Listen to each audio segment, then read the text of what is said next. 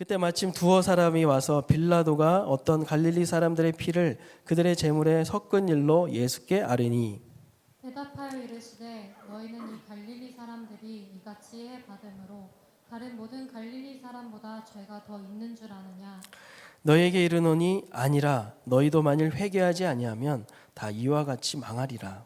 또 실로암에서 망대가 무너져 치여 죽은 18사람이 예루살렘에 거한 다른 모든 사람보다 죄가 더 있는 줄 아느냐. 너희에게 이르노니 아니라 너희도 만일 회개하지 아니하면 다 이와 같이 망하리라. 이에 비유로 말씀하시되 한 사람이 포도원에 무화과나무를 심은 것이 있더니 와서 그 열매를 구하였으나 얻지 못한지라. 포도원지기에게 이르되 내가 3년을 와서 이 무화과 나무에게 열매를 구하되 얻지 못하니 찍어버리라. 어찌 땅만 버리게 하겠느냐. 대답하여 이르되 주인이여 금년에도 그대로 두소서. 내가 두루 파고 거름을 주리니. 함께 읽겠습니다. 이후에 만일 열매가 열면 좋거니와 그렇지 않으면 찍어버리소서 하였다 하시니라. 아멘. 네, 오늘도 예배 나오신 모든 분들에게 하나님의 은혜가 임하고 하나님의 음성, 하나님의 말씀이 들려지는 놀라운 은혜 임하기를 주의 이름으로 축원합니다. 네, 여러분 오늘 우리가 함께 나눈 말씀을 통해서 하나님께로 지금 돌아가자라는 제목으로 하나님 말씀 증거하겠습니다. 여러분 우리 인생에 있어서 가장 중요하고 가장 심각한 문제는 무엇일까요? 건강? 직업? 결혼? 아니면 자신의 자아실현? 어쩌면 이런 문제들은 두 번째 문제일 수 있습니다. 그렇다면 우리 인생에 있어서 가장 중요하고 가장 심각한 문제는 무엇일까? 저는 단연코 내가 구원받았는가? 내가 구원받은 자인가 하는 문제라고 생각합니다. 가령 어떤 자매가 해외여행을 가려고 다 계획을 짰다고 생각해 봅시다. 숙소를 예약하고 가서 때마다 입을 그 컨셉에 맞게 입을 의상도 다 구매하고 준비를 했습니다. 맛집 검색까지 다 마쳤어요. 그런데 막상 여행 가는 날 아침에 발견한 아주 중요한 사실, 비행기표 예약을 깜빡했다. 급하게 막 스마트폰으로 검색을 하는데 전자석 매진이에요. 완전 망한 거죠.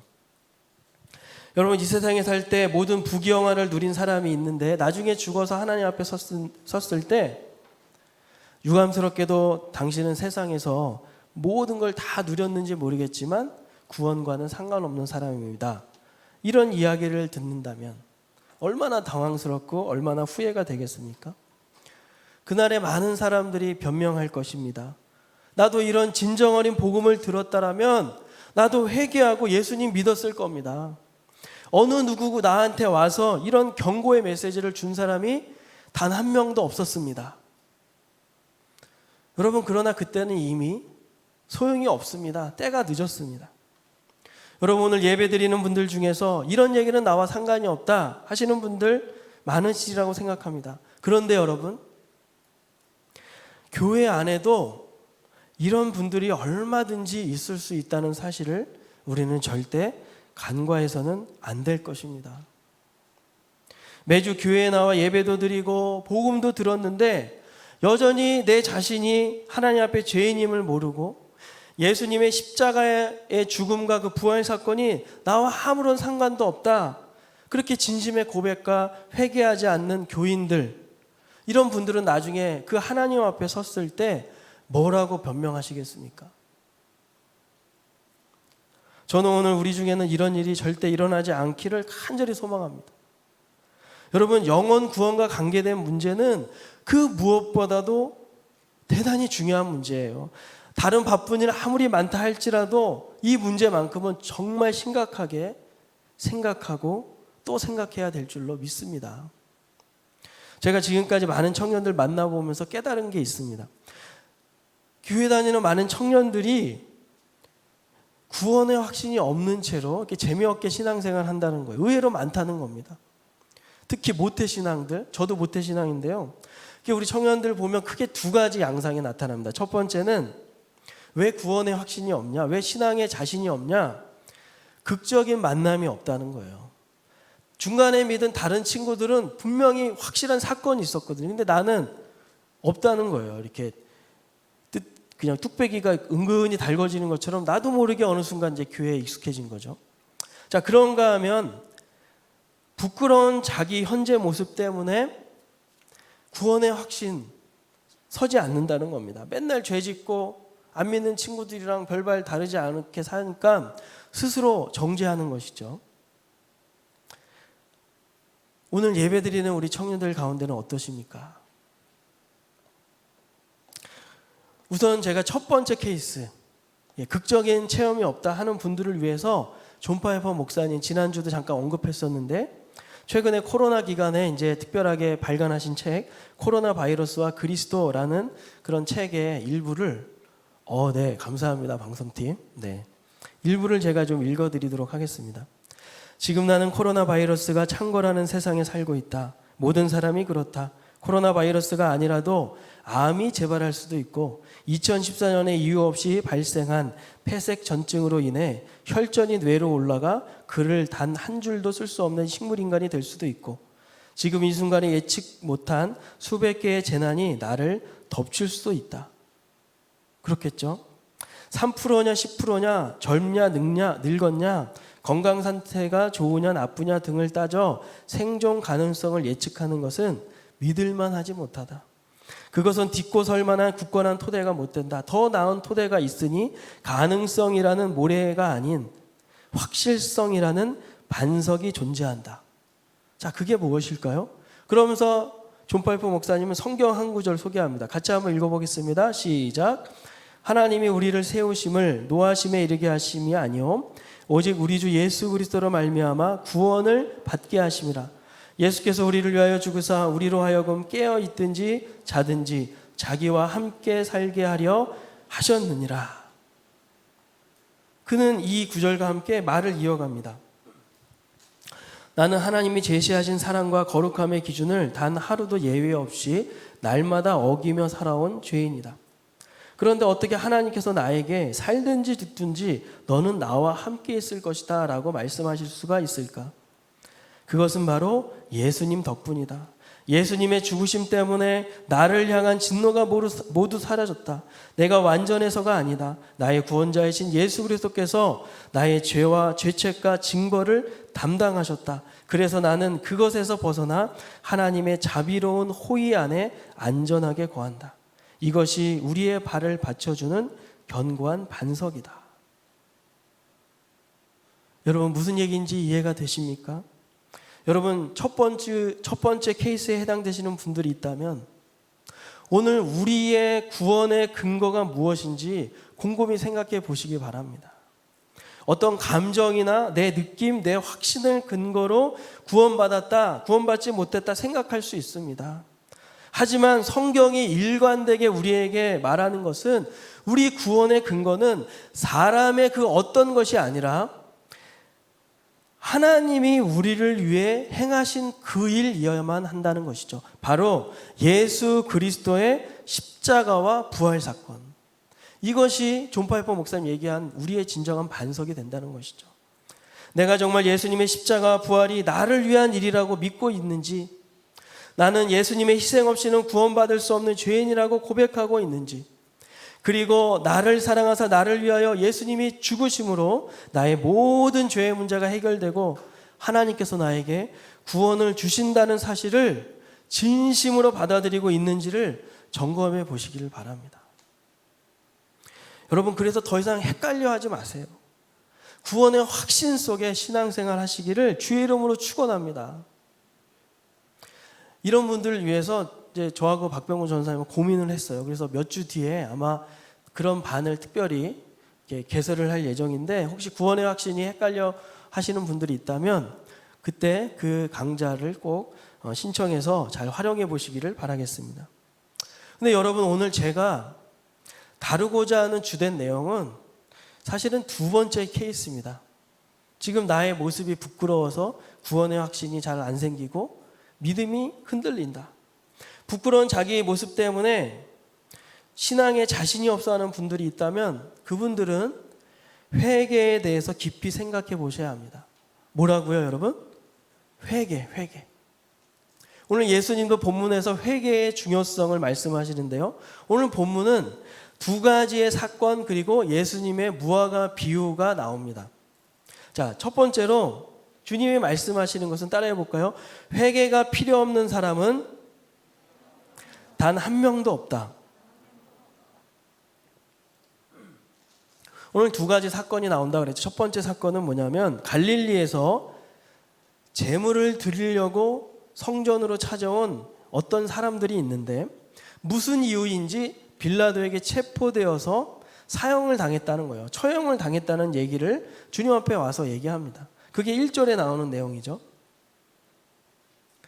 자, 두 번째 사건은 무슨 얘기냐? 예루살렘 성내에 실로암 연못이라고 있는데 그 연못과 관계된 어떤 공사가 일어났습니다. 공사를 하게 됐는데 그 공사 중에 망대가 무너져서 18명이 한꺼번에 그 자리에서 죽었다라는 그런 얘기를 주님 앞에 와서 한 것 같습니다.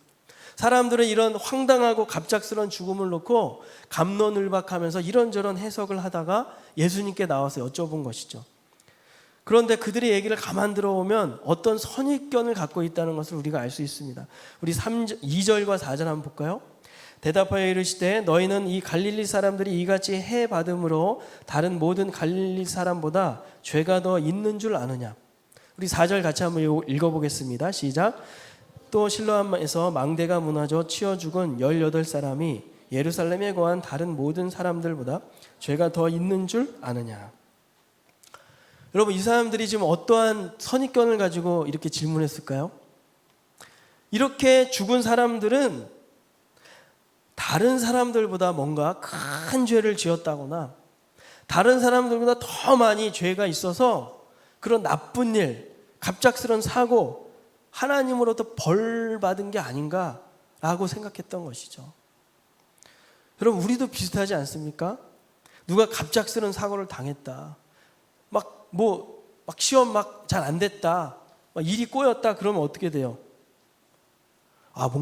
제가 뭔가 하나님 앞에 잘못한 게 있나? 내가 만약에 나에게 그런 일이 벌어지면 왠지 모르게 나의 지난 날 이렇게 돌아보면서 내가 하나님 앞에 큰 실수를 저질렀나? 이런 생각하게 되잖아요.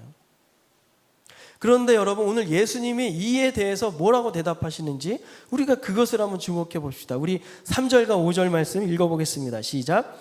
너희에게 이르노니 아니라 너희도 만일 회개하지 아니하면 다 이와 같이 망하리라. 너희에게 이르노니 아니라 너희도 만일 회개하지 아니하면 다 이와 같이 망하리라. 똑같은 말씀을 두 번 하시죠. 무슨 얘기입니까? 인간은 어느 누구 예배 없이 모두 회개해야 되는 죄인이다, 이 말씀하시는 거죠. 그러니까 누가 더 죄를 져서 누가 더 잘못을 해서 하나님이 막 이렇게 벌을 내리시고 갑작스러운 사고를 그런 거 아니라는 겁니다. 예수님이 오늘 이 말씀을 통해서 우리에게 하시는 말씀 뭡니까? 모든 사람들은 회개해야 될 죄인이다. 여러분, 불행과 죄가 서로 정비례 관계에 있다고 하면은 이 세상에 남아있을 사람이 어디 있습니까? 설사 살아있다 하더라도 성한 몸이 아니겠죠. 여러분, 인간의 죄값이라는 것은 이 땅에서 다 치러지는 게 아닙니다. 죽은 뒤에 하나님 심판대 앞에서 치러야 될 그 날이 있는 것이죠. 그래서 예수님은 이 사람들에게 회개해라, 이 말씀하시는 겁니다. 회개하라. 갈릴리에서 온 사람들과 실로암 망대로 죽은 사람들이 모두 죽음이 임할 당시에 전혀 회개할 시간이 없었습니다. 이것처럼 주님의 말씀, 오늘의 주님이 하시는 말씀은 이런 주님의 말씀을 듣고도 회개하지 않는다면 이 사람들과 마찬가지로 준비할 시간, 준비할 기회가 없이 죽음을 맞이할 수도 있다. 죽음을 맞이하게 될지도 모른다. 주님이 오늘 그 말씀하시는 거예요. 이 얘기를 예수님은 무화과 나무 비유로 다시 설명을 해주십니다. 자, 여러분, 우리 두 번째 챕터로 한번 넘어가면 좋겠는데요.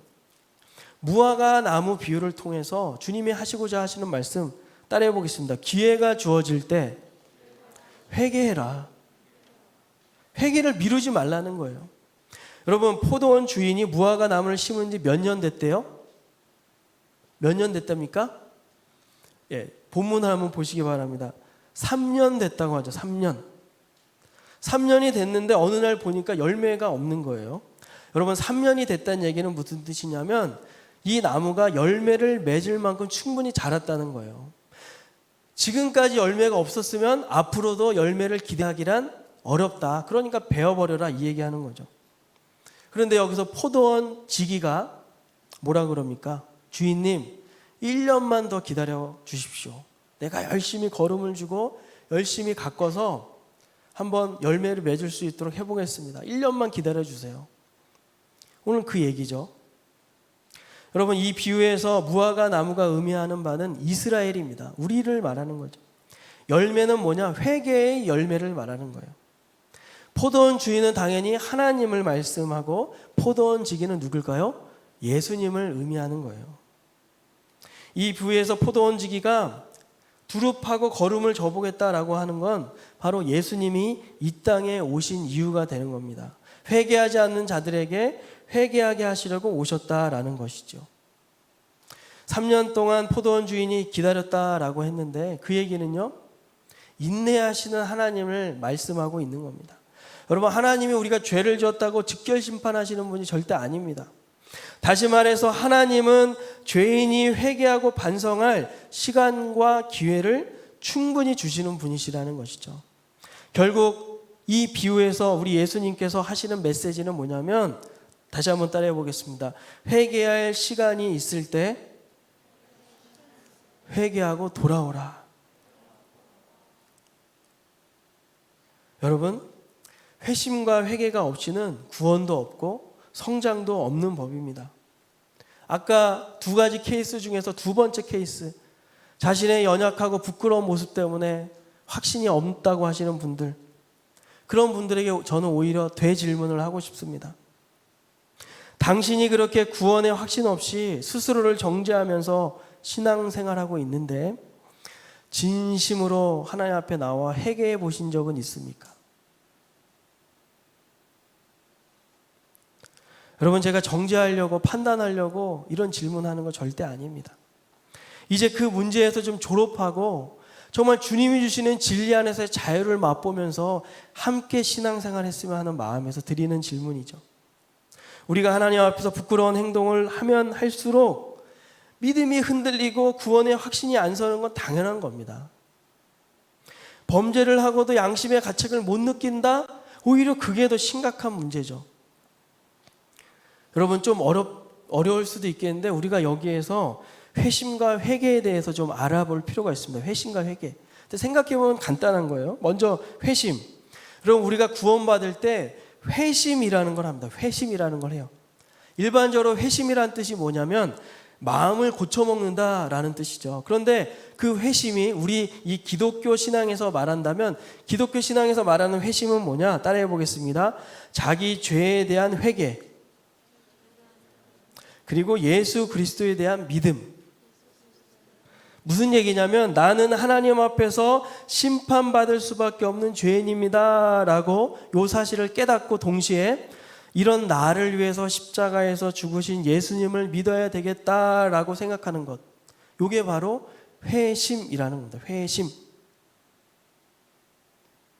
여러분, 이런 회심은 하나님을 향해 죽어있던 영혼을 하나님이 다시 살려주셔야만 일어날 수 있는 일인데, 이런 과정을 어려운 신앙 용어로 이렇게 말하죠. 거듭남, 중생. 들어보셨죠, 여러분? 거듭난 영혼 안에서 성령님이 역사하시는 겁니다. 회개와 믿음을 불러일으켜 주시는 거예요. 이때 성령님은 인간의 의지를 완전히 팍 눌러가지고 일하시는 게 아니라 인간의 의지와 함께 일하시는 거예요. 회개하고자 하는 자에게 회개할 수 있게 하시고, 믿고자 하는 자, 예수님을 믿고자 하는 자에게 믿도록 역사해 주시는 것, 이게 바로 회심이라는 거죠. 회심. 그런데 여러분, 회심한 사람들에게 나타나는 크게 두 가지 변화가 있습니다. 첫 번째는 죄를 미워하고 하나님을 사랑하게 돼요. 여러분, 한번 들어보시면서 한번 스스로 진단해 보시기 바랍니다. 자, 그런가 하면 두 번째는 뭐냐면, 하나님의 아름다움을 알 수 있는 영적인 감각들이 갖게 됩니다. 하나님의 성품이 이렇게 좋구나. 하나님이 이렇게 놀라우신 분이구나. 하나님 너무 사랑한다, 하나님 너무 좋다, 이렇게 하나님의 아름다움을 알 수 있는 영적인 감각들. 예수님을 믿는다고 고백하시는 분들은 아마 이런 회심의 과정을 다 거치셨을 겁니다. 그렇다면 이제 그분들이 하시는 게 바로 뭐냐면 회개입니다. 회개. 그분들이 이제 앞으로 살면서 회개라는 거예요. 회개라는 것을 해요. 여기서 말하는 회개는 구원에 이르게 하는 회심 단계에서 회개가 아니라 이미 구원을 받아서 성화 단계에서 하는 회개를 말하는 거예요. 두 개가 구분이 되시죠? 어떤 분들은 예수 믿고 구원받았다면 어떻게 또 죄를 짓고 회개할 수 있느냐 이러면서 그건 아직 구원 못 받은 증거다라고 이렇게 잘못된 주장을 하시는 분들이 있습니다. 이단 중에 있죠. 여러분, 그것은 성경이 말하는 인간을 잘 이해하지 못한 겁니다. 여러분, 우리 스스로를 보면 금방 알 수 있잖아요. 때로는 성령 충만하면요, 며칠 동안 죄를 한 번도 안 지을 수도 있습니다. 그렇지만 여러분, 아직은 우리는 죄로 길들여져 있는 이 연약한 육신을 입고 있기 때문에 여전히 죄의 유혹을 받아 넘어지기도 하죠. 하나님이 이제 내 인생의 주인이라는 사실을 알고 고백하지만 때때로 우리는 이것을 망각하기도 합니다. 그래서 우리는 회개할 수밖에 없습니다. 그래서 성경은 분명하게 우리를 안심시켜 주잖아요. 우리 요한일서 1장 9절 말씀 읽어볼까요? 시작.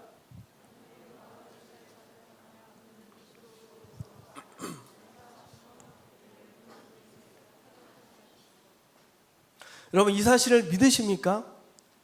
여러분, 이 사실을 믿으셔야만 돼요.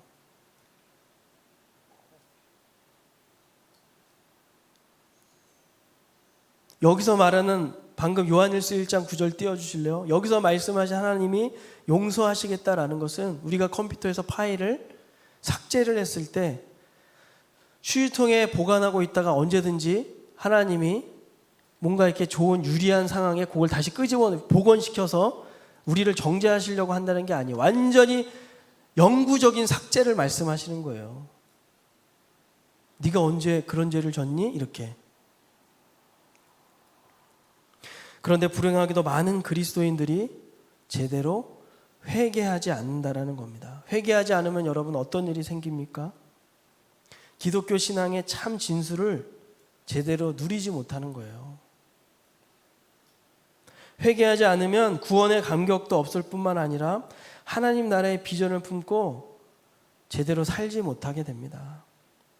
맨날 구원받았나 안 받았나, 하나님이 계시나 안 계시나 하는 그런 기초적인 문제에 갇혀서 맨날 헷갈리면서 사는 거예요. 내가 복음을 못 들어서가 아닙니다. 자기 문제를 놓고 자기 죄를 놓고 하나님 앞에 진심으로 절절하게 회개한 경험이 없으니까 자꾸 그 문제에서 계속 걸려 넘어지는 거죠. 여러분, 회개가 뭡니까? 회개는 그릇된 길에서 돌이켜 하나님께로 돌아가는 거예요. 그릇된 길에서 돌이켜 하나님께로 돌아가는 것. 진정한 회개는 회한이 아닙니다. 단순한 자기 반성이나 후회가 아니라는 거예요. 진정한 회개란 하나님을 거슬러 죄를 범했다는 사실을 깊이 인정하고 고백하는 겁니다. 뭐 구차하게 이런저런 변명하는 게 아니에요. 깨끗하게 제가 잘못했습니다 인정하는 거예요. 그게 회개예요. 그러면서 다시 원래의 자리, 하나님이 기뻐하시고 원하시는 모습으로 다시 돌아가는 것, 그렇게 돌아오는 것, 그게 진정한 회개죠. 다시 말해서 진실된 회개는 따라해 보겠습니다. 삶의 변화로 이어진다. 여러분, 우리가 왜 자꾸 구원의 확신이 없고 믿음이 흔들려요? 그냥 반성만 하는 거예요. 자기 후회만 하면서 눈물 뚝뚝 흘리면서 이 바보 멍청이 이러면서 자기 머리만 때리는 겁니다.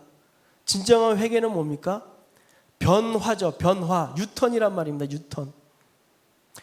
이 문제가 계속 내 발목을 붙잡고 있는 겁니다. 진도가 안 나가요. 진도가 안 나가요. 사랑하는 여러분, 예수님 안에 있다면 돌아오기에 너무 먼 길이 없다는 사실을 기억하시기 바랍니다. 여러분, 매주 예배 나오는 것이 회개를 대신해 줄 수는 없습니다. 내가 하나님 앞에 어떤 범죄를 저질렀다면 하나님은 끝까지 그 문제를 가지고 물고 늘어지실 거예요. 당신이 회개할 때까지 그 부분을 계속 말씀하실 거라는 거죠. 여러분, 우리가 회개하지 않을 때 마음이 편하던가요? 오히려 더 강박해지고 더 예민해지지 않던가요? 예수 믿기 전에 성향이 불쑥불쑥 튀어나옵니다. 여러분, 죄는 뭡니까? 지독한 자기 중심성이죠. 창조주 하나님을 기억하지 않는 것이 죄입니다.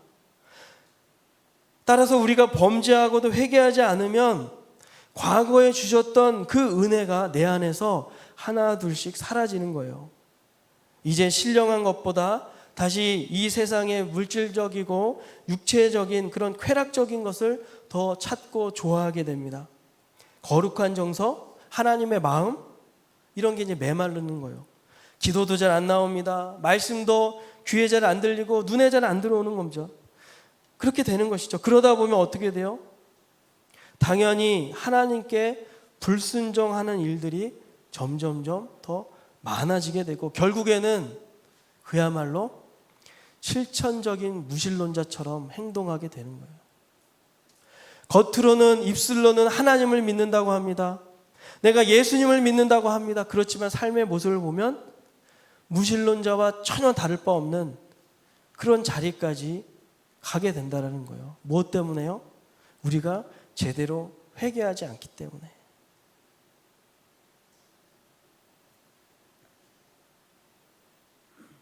하나님이 없는 것처럼 느껴지게 되는 것입니다. 사랑하는 여러분, 그래서 오늘 주님은 회개를 미루지 말라는 것입니다.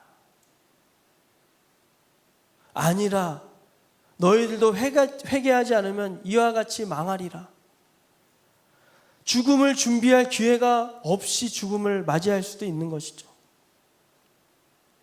회개하지 않는 삶은 마치 고장난 채로 고속도로를 달리는 자동차와 같은 거예요. 여러분, 자동차에 못이 크게 박혔는데 바람이 칙 빠지고 있는데 계속해서 100km, 150km 달릴 사람이 어디 있겠습니까? 마치 회개가 그렇다는 거예요. 회개하지 않으면 우리가 그렇게 위험하게 살고 있다는 것이죠. 그래서 다윗은 이렇게 고백하지 않았습니까? 우리 시편 51편 말씀 다 같이 한번 읽어보겠습니다. 시작. 하나님이여, 내 속에 정한 마음을 창조하시고 내 안에 정직한 영을 새롭게 하소서. 나를 주 앞에서 쫓아내지 마시며 주의 성령을 내게서 거두지 마소서. 주의 구원의 즐거움을 내게 회복시켜 주시고 자원하는 심령을 주사 나를 붙드소서. 하나님께서 구하시는 제사는 상한 심령이라. 하나님이여, 상하고 통해하는 마음을 주께서 멸시하지 아니하시리로다. 다윗이 뭐라고 얘기합니까? 상하고 통해하는 심령, 내가 죄를 지어서 하나님 잘못했습니다, 하나님 회개합니다, 그런 영혼들을 멸시하지 않는데요. 하나님은 회개하지 않고도 뻔뻔스럽게 나와서 계속 아파하고 힘들어하는 그런 사람을 안타깝게 여기시지, 내가 잘못 인정하고 하나님 앞에 나와서 다시 한번 새롭게 살겠다고 고백하는 영혼들을 멸시하지 않는다라는 겁니다. 사랑하는 여러분, 그렇다면 우리도 이렇게 기도해야 되지 않겠습니까? 오늘 설교를 하는 저 역시도 회개가 필요한 사람입니다. 우리 모두 마찬가지죠. 우리가 하나님을 믿고 살지만 때로는 나도 모르게 영적으로 무뎌지고 옛생활과 같이 그런 돌아갈 때도 있습니다. 살아갈 때도 있습니다. 하지만 그럴 때 우리는 내 영혼을 위해서 무릎 꿇을 줄 알아야 되는 거예요. 내 영혼을 위해서 무릎 꿇을 줄 알아야 된다고요. 하나님, 내 영혼이 화석처럼 변하고 있습니다. 하나님, 내 영혼에 기도가 열리지 않고 있습니다. 하나님, 감사가 멈췄습니다. 불평 분만이 쏟아나오고 있습니다. 하나님, 나를 불쌍히 여겨주십시오. 여러분, 다른 것 놓고 기도하기 전에 내 영혼을 놓고 먼저 기도해야 되겠죠. 여러분, 그냥 넘기면 안 되는 겁니다. 다시 회심한 그 순간을 떠올리며 다윗의 기도처럼 다시 그 구원의 즐거움을 회복시켜 달라고 기도해야 되지 않겠습니까? 그렇다면 여러분, 하나님, 우리 하나님 어떻게 하시겠습니까? 탕자를 기다리는 그 아버지처럼, 탕자를 기다리는 그 아버지처럼 우리가 회개하고 무릎 꿇을 때 하나님이 먼저 달려와서 우리를 와락 안아주시겠죠. 다시 아들의 지위를 확인시켜 주시면서 하나님의 사람으로 다시 살 수 있도록 도와주실 줄로 믿습니다. 그래서 여러분, 성경에 이런 말씀이 있잖아요. 우리 호세아서 6장 1절 시작. 오라 우리가 여호와께로 돌아가자. 여호와께서 우리를 찢으셨으나 도로 낫게 하실 것이요 우리를 치셨으나 싸매어 주실 것입니다. 우리 에스겔서 33장 시작. 생명의 율례를 지켜 행하여 죄악을 범하지 아니하면 그가 반드시 살고 죽지 아니할지라. 그가 본래 범한 모든 죄가 기억되지 아니하리니 그가 반드시 어떻게 해요? 살리라. 여러분, 이 사실을 믿으시면 아멘 하시기 바랍니다. 더 크게 아멘 하시기 바랍니다. 여러분, 그렇다면 회개를 더 이상 미루지 말아야 되겠죠. 오늘 예배에 나오신 분들, 혹시 주님 앞에 이렇게 다시 한번 정산하고 청산해야 될 그런 죄의 몽독들이 있다면 오늘 넘기지 마시고 이 자리 떠나기 전에 하나님 앞에 그 입술을 여시기 바랍니다. 지금 다시 한번 새롭게 출발하자고요. 여러분, 회개는 하나님의 은혜가 임하는 통로입니다. 우리가 진심으로 회개함으로써 구원의 확신 가운데 거하시는 우리 레알 모든 지체 되기를 주의 이름으로 축복합니다. 축복합니다. 우리 다 함께 일어나서 우리 한번 주님 앞에 기도합시다.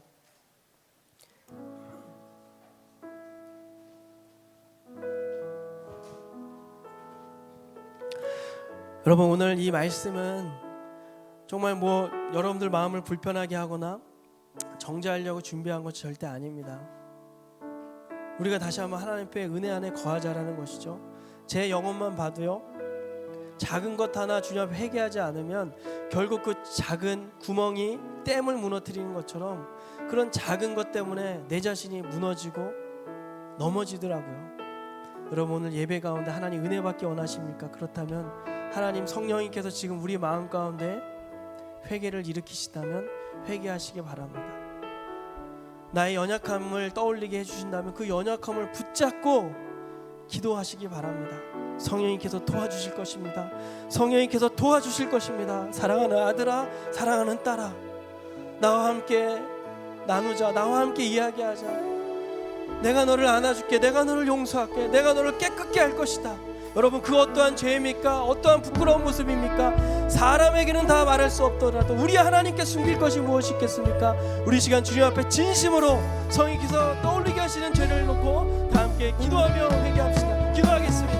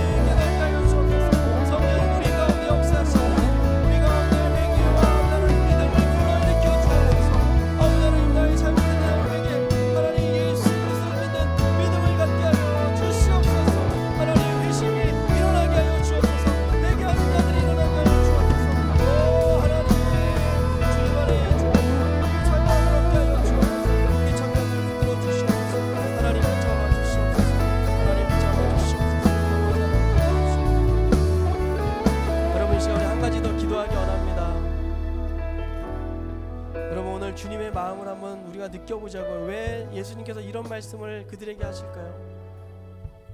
돌아오라고 하는 것이죠. 회개하지 않으면 망한다라는 것이죠. 망하지 않기를 바라는 것입니다. 여러분, 혹시 마음 가운데 혹시 너무나 힘들어서 어려워서 다 포기하고 싶은 분들이 있습니까? 그렇다면 주님 품에 안기시기 바랍니다. 주님께서 도와주실 거예요. 주님은 우리의 연약함, 우리의 문제, 우리의 고통을 아십니다. 우리의 여러 가지 고민들을 주님 앞에 올려드리면서 시간 다시 한번 주여 한번 외치고 기도하겠습니다. 주여!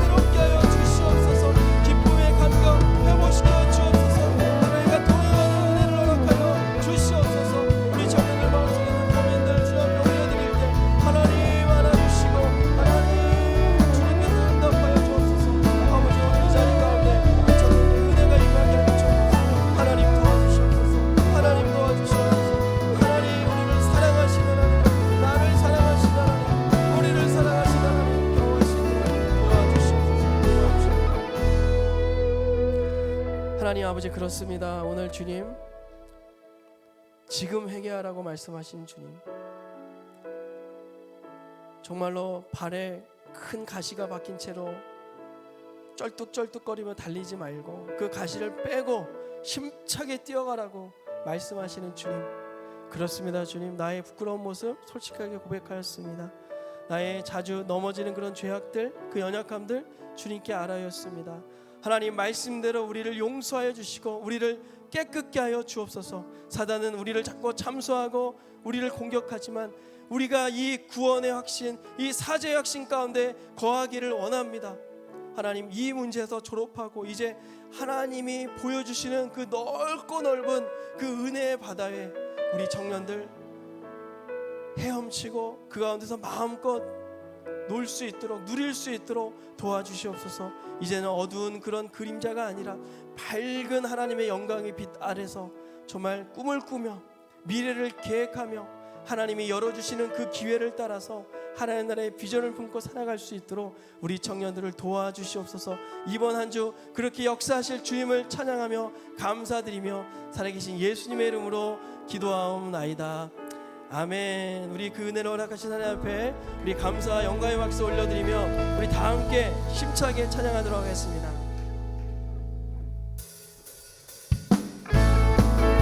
여러분, 주님의 용서하심을 믿으십니까? 주님께서 우리를 도와주실 것을 믿으십니까? 우리 기쁨 가운데 기쁨으로 다 함께 찬양합시다.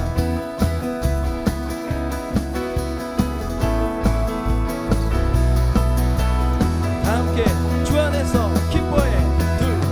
주 안에서 기뻐해. 주 안에서 기뻐해. 주님 주신 기쁨으로 기뻐하라. 주 안에서 기뻐해. 주 안에서 기뻐해. 우리의 힘은 주를 기뻐하는 것. 자신의 믿음의 고백으로 다시 한번 주 안에서 기뻐해. 주 안에서 기뻐해. 주님 주신 기쁨으로 기뻐하라. 주 안에서 기뻐해. 주 안에서 기뻐해. 우리의 힘은 주를 기뻐하는 것. 기뻐 춤을 추며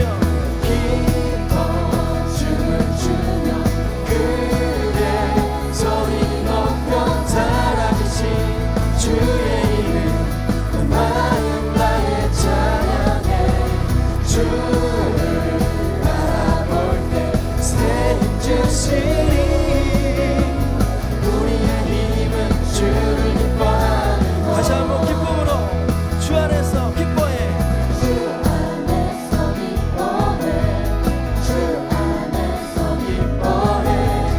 주님 주신 기쁨으로 기뻐하라.